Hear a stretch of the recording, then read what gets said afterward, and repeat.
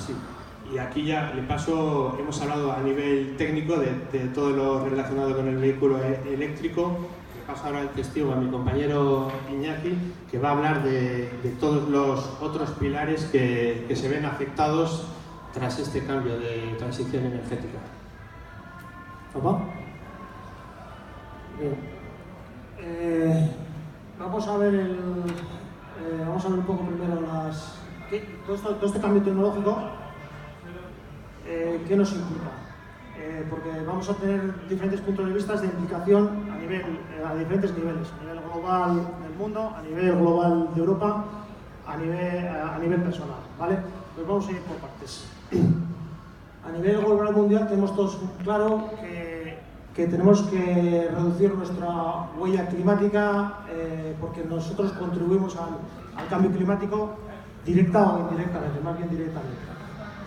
Y uno de los partes importantes es la huella que deja el coche de combustión. El coche eléctrico deja también cierta huella, pero si lo relacionamos con las energías renovables, es un tándem que realmente puede funcionar. Por supuesto que cada uno tenemos nuestras necesidades de día a día, pero es interesante, si no usamos el coche eléctrico sería mucho mejor, pero evidentemente todos tenemos nuestras propias necesidades. Si usamos la bicicleta para ir al trabajo sería genial, pero no todos podemos hacerlo. No todos podemos hacerlo, tampoco todos podemos hacer es evitar un viaje transoceánico, pero también eso tiene su implicación. Tenemos que ser coherentes, conscientes de que cualquiera de nuestros actos tiene unas implicaciones que contribuyen al cambio climático. Y otras podemos discutir si realmente unos tienen más u otros, pero está claro que el coche eléctrico con energías renovables puede ser un tema importante para disminuir esa contribución al cambio climático, que es un tema que en debate, claro. Pero también tenemos que ver que a nivel geoestratégico tiene sus implicaciones. La transición del modelo de transporte eléctrico de transporte a energías renovables desde un modelo basado en el petróleo va a desequilibrar la balanza de poderes que realmente existen actualmente. Actualmente, evidentemente, el petróleo lo que implica son desestabilizaciones en aquellas zonas donde lo tienen, sean el Medio Oriente, Venezuela o cualquier otro. Evidentemente, si hacemos una transición a un modelo de movilidad eléctrica, aquellos países que realmente tengan esas materias primas necesarias para esa transición se empoderarán o no, pero parten de una posición bastante mejor que, como vemos ahí, Europa, que no tiene ningún tipo de tierras raras. Para los que desconozcan, son elementos necesarios para el motor eléctrico. El litio es para las baterías y el cobalto es para las baterías. Ya conocemos los conflictos que ya existen en Congo, pero eso lo que tenemos que hacer es empoderarnos como usuarios para exigir esa trazabilidad de esos componentes limpios desde un punto de vista ético y de fuera de explotación y expoliación de los recursos a otros países. Por supuesto que esto es una oportunidad, pero puede ser que al final lo que ocurra es todo lo contrario y que desestabilicemos todos esos países como existe actualmente con los países de petróleo. Pero fijémonos que Europa aquí no tiene ninguna materia prima para competir. Pasemos ahora a nivel global de Europa. Actualmente los puestos de trabajo, ¿cómo implica esos puestos, o cómo puede implicar esto a los puestos de trabajo que existen en Europa? Realmente, si no existe una producción de coches eléctricos a nivel europeo, lo que va a ocurrir lógicamente es que aquellos países que son capaces de, países o continentes que son capaces de producir esos vehículos eléctricos no lo van a vender. Es decir, están en juego muchos de los puestos de trabajo que tenemos. Ahí vemos una gráfica en la cual si tenemos el 100% de los puestos de trabajo a nivel a año 2020, para mantenerlos realmente tenemos que tener un 90% de las ventas de los vehículos eléctricos debería de ser en el 2030, por lo menos que sean eléctricos. Si no, lo que va a ocurrir, si no hay ninguna producción de vehículo eléctrico y lógicamente ninguna venta a nivel europeo o a nivel mundial de los vehículos que están fabricados en Europa, vamos a perder pues, un 20-30% de puestos de trabajo. Evidentemente también hay otra implicación, que es que la balanza de pagos, si realmente no compramos ese petróleo a los países en conflicto, teóricamente la energía la fabricaremos localmente, sería ideal, en vez de comprarla afuera.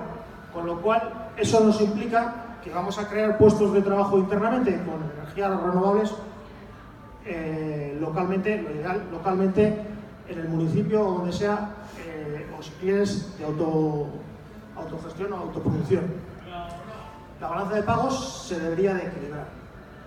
Pero también, evidentemente, hay que hacer instalación de esas infraestructuras que hace falta para que el coche eléctrico funcione.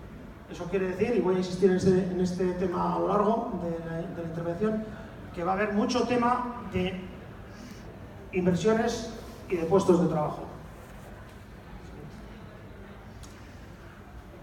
Evidentemente, en Europa está interesada por ese concepto de autogestión y autoconsumo, intentar ser un poco más independiente energéticamente. Pero a nivel local, me refiero local, a nivel municipal, también podemos conseguir cierta independencia energética. Una de las cosas un poco más desconocidas del coche eléctrico, quizás, no sé, es la capacidad que tiene de almacén de energía contra la infraestructura eléctrica. Si nosotros conectamos el coche eléctrico, podemos recargarlo, eso lo tenemos claro, pero también podemos ofrecer esa energía a la infraestructura eléctrica. Para eso, evidentemente, necesitamos redes inteligentes. Necesitamos no las que tenemos no funcionan, son antiguas y no se mantienen. Pero hace falta una red lo suficientemente inteligente para que sea capaz de gestionar esas baterías de ese parking de coches eléctricos, que podrían ser 1 millón, conectados o desconectados, los que estén conectados, que en algún punto, en algún momento de máxima demanda de energía, podamos tirar de esas baterías, según lo que el usuario evidentemente haya contratado o no. Pero también evidentemente tenemos que gestionar esas fuentes renovables de energía, todo dentro de una Smart, que está muy de moda, Smart Grid, una red que sea inteligente para asumir esas energías. Y aquí lo que vemos es que esa curva de demanda a lo largo del día, donde a la noche el coche eléctrico es cargado en teoría porque es más barata,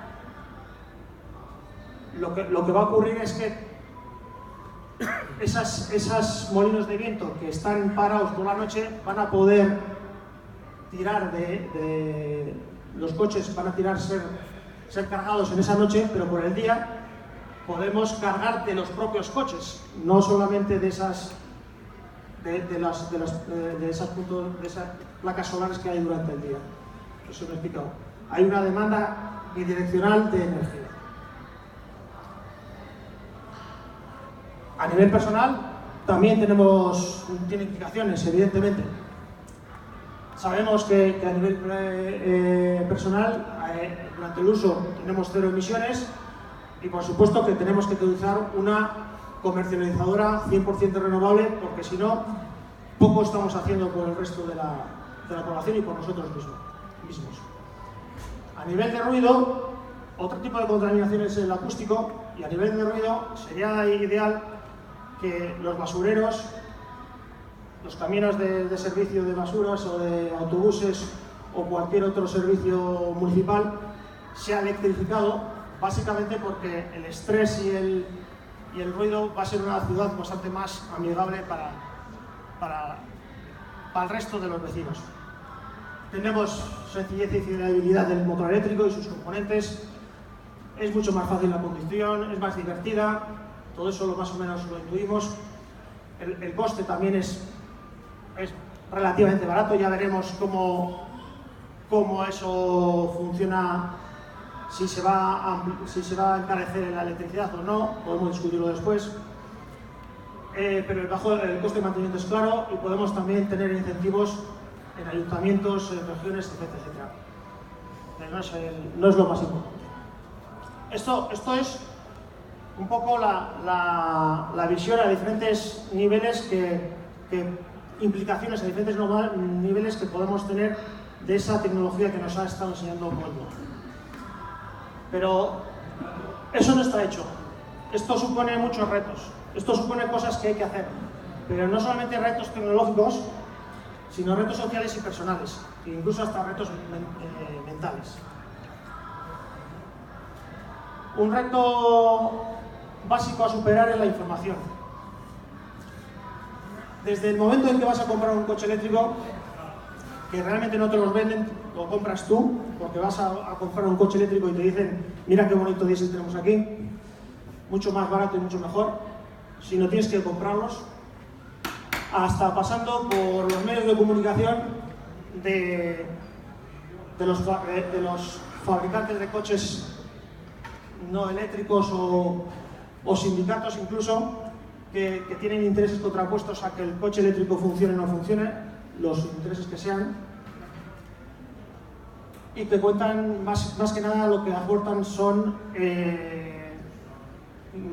ruido a todo este movimiento. Así que la información es un tema que nosotros desde AV nos gusta tratar. También otro reto a superar son la mejora de infraestructuras. Infraestructura de recarga a nivel del domicilio y a nivel, como ha dicho Koldo, y a nivel de las autopistas. No están hechas. Te puedes ir a un punto de recarga que necesitas y resulta que no tienes o no funciona o no se mantiene. Se han hecho el político de turno, se ha hecho la foto en su momento, pero después ya nos hemos olvidado de ese mantenimiento de ese punto de recarga. Nadie hoy en día espera de encontrar una gasolinera cerrada. Nosotros nos encontramos con muchos puntos de recarga cerrados en el día a día. Eso es un tema que está por mejorar. La estandarización de los medios de pago. Tú vas a pagar a la gasolinera y no tienes nunca ningún problema. Bueno, casi nunca. Pero con las aplicaciones y tarjetas de pago que tienen cada uno de las comercializadoras, de los gestores de recarga, necesitas una colección de 10 o 20 tarjetas simplemente para andar entre 10 y 20 municipios. No tiene mucho sentido. Y eso sin contar con lo que te pueden cobrar. Como el término de potencia es un tema muy importante a la hora de la factura eléctrica y necesitamos potencias muy elevadas para que las recargas sean lo más rápidas posibles, y además hay pocos coches eléctricos, pues no es rentable tener un supercargador de 150 kilovatios de potencia para cargar 4 o 5 coches eléctricos que vienen al mes en el mejor de los casos. Entonces, lo que hace falta es primero también cambiar la legislación, pero también que el precio sea adecuado, porque casi estás pagando más por el uso de la electricidad que por la gasolina, hoy por hoy. Pero esto en principio, esto es como hay que hacer falta competencia, hace falta una masa crítica de usuarios.